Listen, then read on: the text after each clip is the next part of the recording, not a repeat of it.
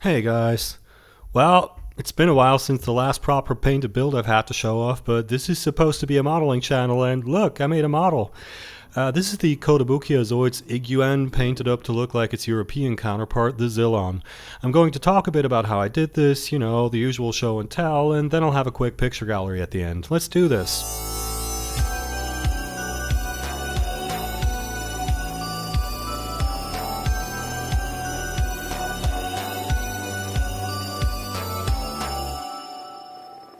Robo Shop.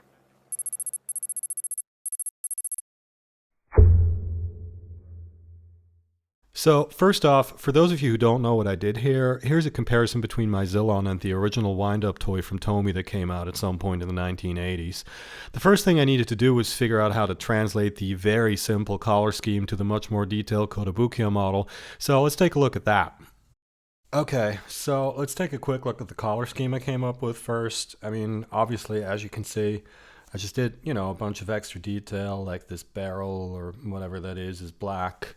I did these red accents, which actually the Kotobukiya Studio model has as well, and I think they feel like they're like really sort of cool little accents. Bit of metallic here, and probably like the biggest change I made in terms of the overall color scheme is you can see here like the inside parts of the tail and also here of the torso and the neck are gray, and then I just did the armor plates with black. Of course, this is all one solid collar on the Tomy model, but I just kind of felt like the model has a nice sort of sense of depth to it, and I didn't want to lose that, despite sort of wanting to stick to the original Zillon collars. So that's the solution I came up with. Other than that, what did I do? First of all, of course, first I airbrushed everything in the plain collars, which this is Tamiya flat black, this is Tamiya light gray. The metallics are Vallejo Duraluminium.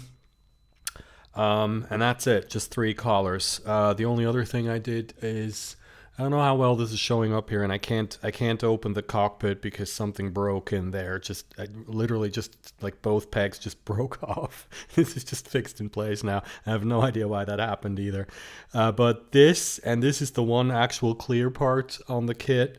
I painted clear red on the outside and duraluminium on the inside because it was pink, so it needed to be red. And clear parts just tend to look better if you, unless you actually want them to be translucent, if you paint them silver on the inside to make them a bit reflective. Since I'm talking about this anyway, all the other cameras, like this one, or the two on the, actually three on the tail here, they look nice and shiny, but what these actually are is the same colors I used on the actual clear parts, duraluminium, and then clear red on top. And then also, I dotted some Citadel Art Coat, this stuff here, which I just looked at because I couldn't remember what it was called. I don't know why I'm showing you the jar, but dotted that on top. Just sort of simulates a clear part, and that tends to work pretty well.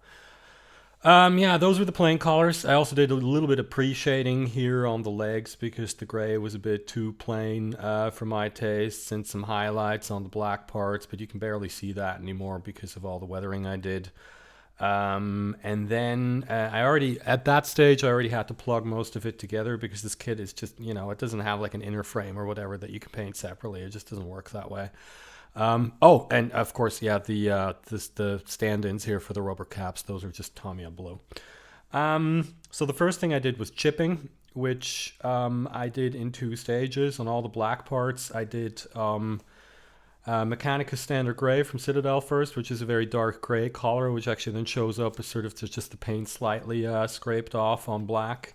And on the gray parts, I did it also with a Citadel paint called Administratum Gray, which is a very light gray, and that sort of gave me the right kind of contrast that I was looking for. And then on the bigger chips, in some spots, I did these metallic pits that you see here. That's I think that's Tamiya Chrome Silver. I mean, any silver color works for that, really.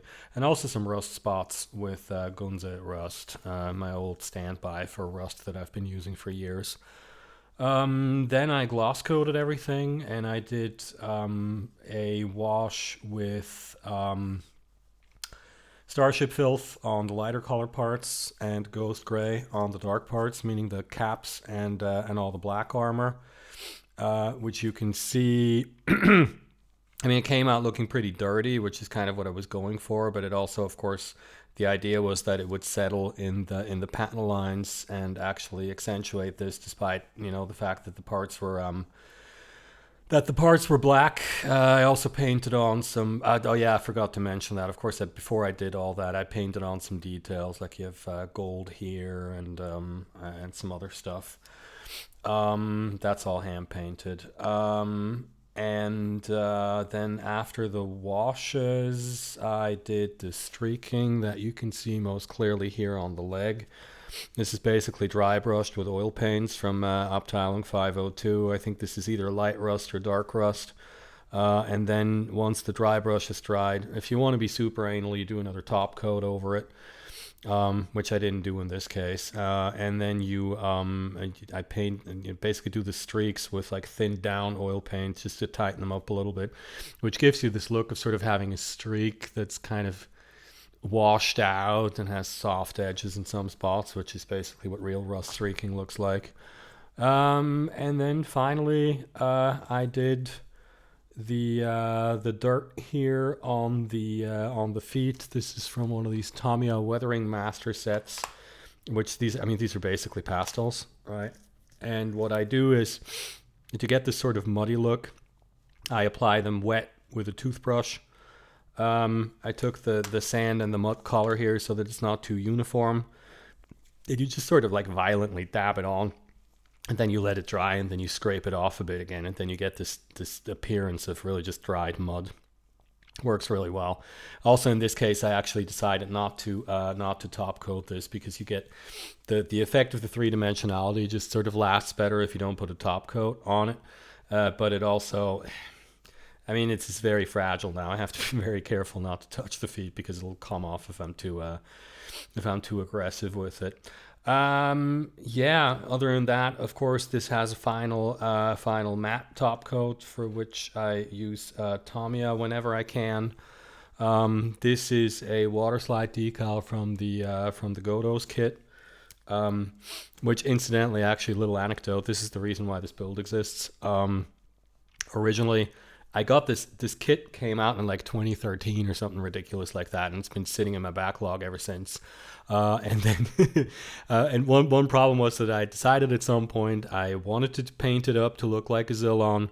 And of course, for it to look like a Zillon, it had to have the symbol here on the cockpit. To me personally, like growing up as a kid, this is incredibly important for these clamshell cockpits to have the affiliation emblem on them. But there was no water slide of that emblem, of course, until the reissue version of the Godos that came out just recently. And I swear, man, I've been sitting on this kit for 7 years. I got the Godos, and like 2 days later I'd started, because I finally had the water slide. I needed to do this. Yeah, and that's really all I have to say about this one. If you have any further questions about any of my techniques, feel free to leave them in the comments. I do read them all, and I do respond to almost all of them. I will leave you with a quick picture gallery of this thing. You can also read a detailed write-up about the build on my blog if you want. That's all linked in the description below. And while you check out my picture gallery, why don't you click on the subscribe button, because I have more of this kind of stuff coming up, especially Zoids related content, but also Gunpla and Machining Krieger and whatever else I feel like building. And if you want to see more of that sort of thing, subscribing to this channel will help you accomplish that. Anyway, that's it for this one, folks. Thanks for watching, and I'll see you soon with my next build.